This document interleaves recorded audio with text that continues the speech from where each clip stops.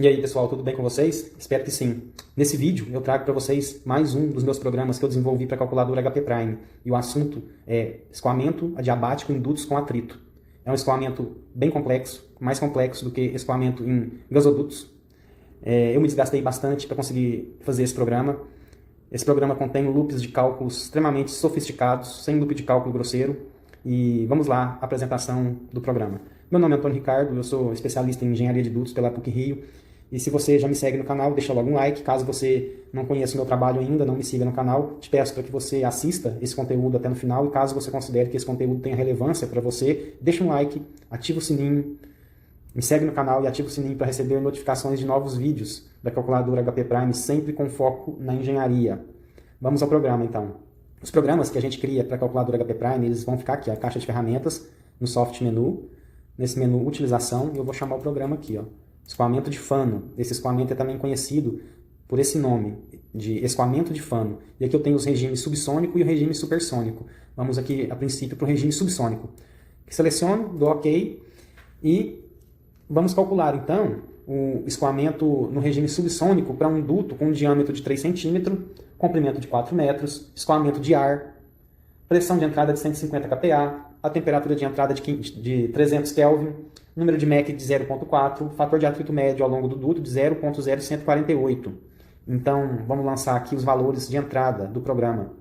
E o programa calcula tudo, viu, pessoal? Tudo que é possível de calcular dentro desse regime de escoamento, o programa calcula. Eu venho primeiro com diâmetro, em metros, 0.03 metros, ou 3 centímetros, né? Venho com o comprimento do duto, 4 metros. Venho com o coeficiente isentrópico do gás, no caso do ar, 1.4, não tem unidade.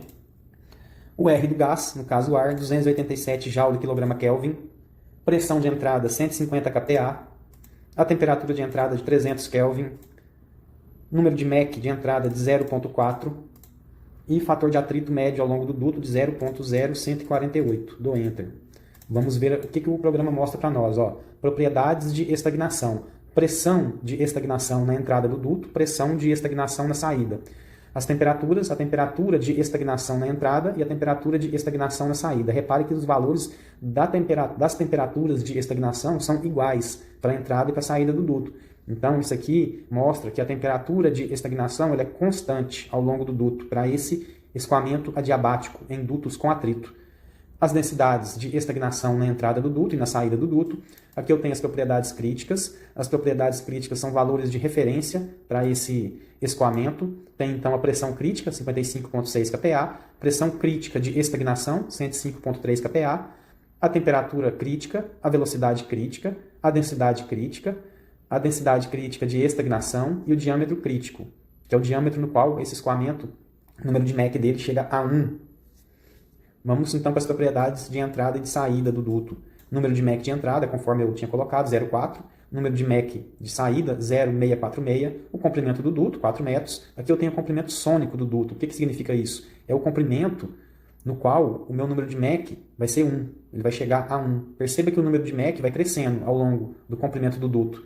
Então, nesse escoamento, a tendência é o número de Mach chegar a 1, à medida que o comprimento do meu duto vai aumentando. Aqui eu tenho o comprimento sônico 2, que é o comprimento no qual, a partir do final do tubo, eu preciso para que o número de Mach atinja o valor de 1. Então, da boca de saída do tubo, se eu tivesse mais 0,68 metros, meu número de Mach atingiria o valor de 1. Aqui eu tenho as pressões, pressão 1, pressão de entrada, os 150 kPa que eu coloquei, pressão de saída, 90,6 kPa, as temperaturas de entrada e de saída, as densidades de entrada e de saída, velocidade de entrada e de saída. Percebam a magnitude do valor das velocidades. Então, esse escoamento ele atinge velocidades bem elevadas, né? São velocidades altas. E o fluxo de massa, de 0,171 kg por segundo. Então, o programa ele é completo, né? Mostra bastante coisa.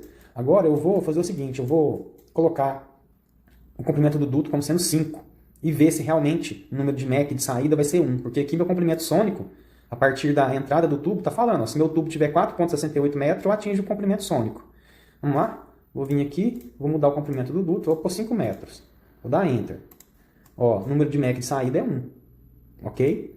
Eu tenho aqui os mesmos valores das propriedades críticas, né? A temperatura de estagnação também é a mesma, né? E vamos aqui, ó, o que o programa mostra, ó, escoamento bloqueado na saída. Comprimento do duto, 5. Comprimento sônico, 4,68. Comprimento sônico, 2, menos 0,32 metros. Né? O que quer dizer isso? Porque está negativo. Isso quer dizer que eu teria que reduzir o comprimento do tubo em 0,32 metros ou 32 centímetros para que o número de Mach atingisse 1. Como eu já excedi o valor sônico, a partir de 4,68 metros para frente, então o meu duto já está com um número de Mach igual a 1. Ou seja, esse escoamento ele atinge, no caso, o número de Mach, nesse duto aqui, número de Mach igual a 1, a partir de 4,68 metros. Dali para frente, independente do comprimento do meu tubo ou do meu duto, o meu número de Mach vai ser sempre 1. E o meu escoamento ele vai ter um fluxo de massa reduzido.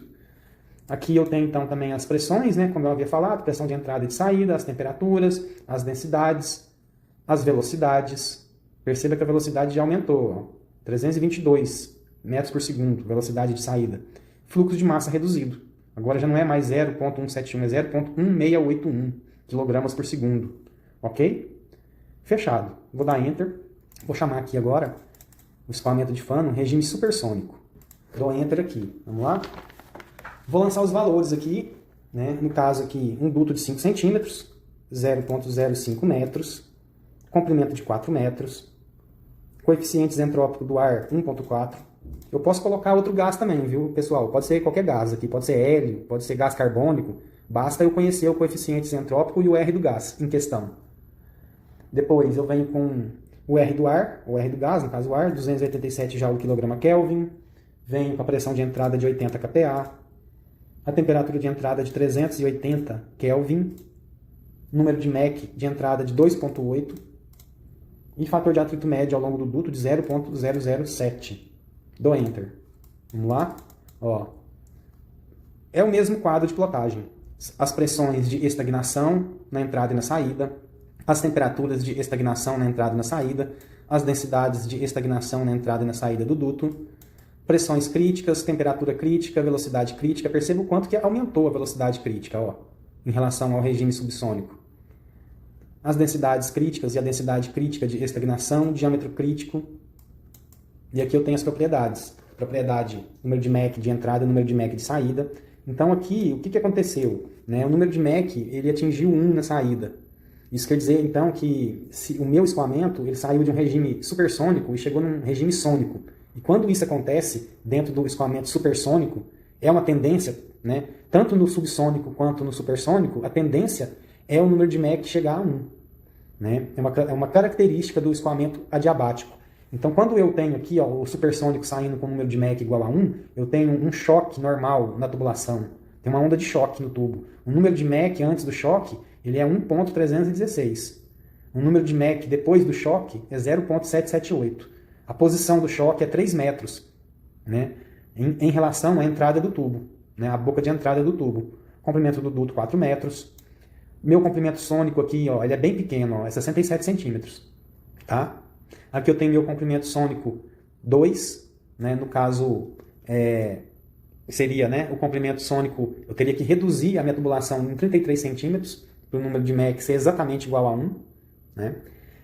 E as minhas pressões de entrada e de saída, as temperaturas de entrada e de saída. Olha só o aumento da temperatura, pessoal, de 380 Kelvin para 813 Kelvin.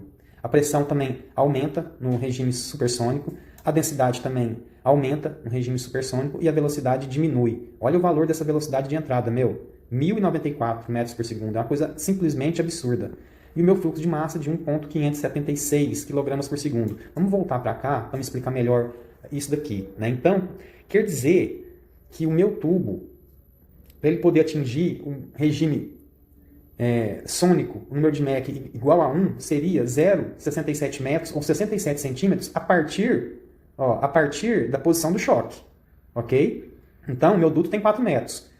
Teve um escoamento supersônico até na posição de 3 metros, de 3 metros para frente, né?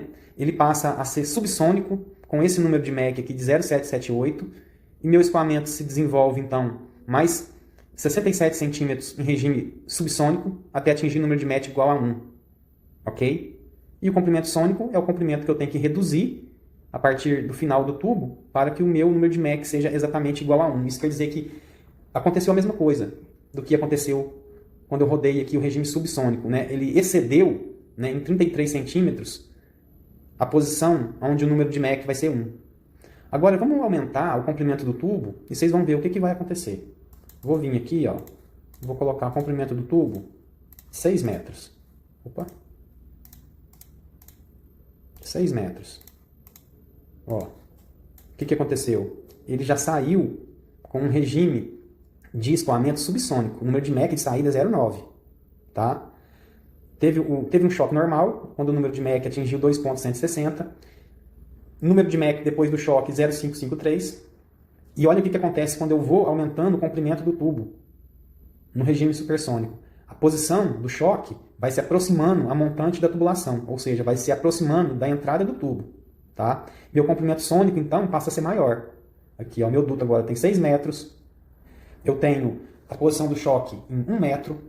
Meu comprimento sônico é 5,10 metros, ou 5 metros e 10 centímetros. Né? E meu comprimento sônico número 2 é 10 centímetros. Ou seja, eu teria que ter mais 10 centímetros de duto, de comprimento de duto, para que meu número de Mach chegasse a 1.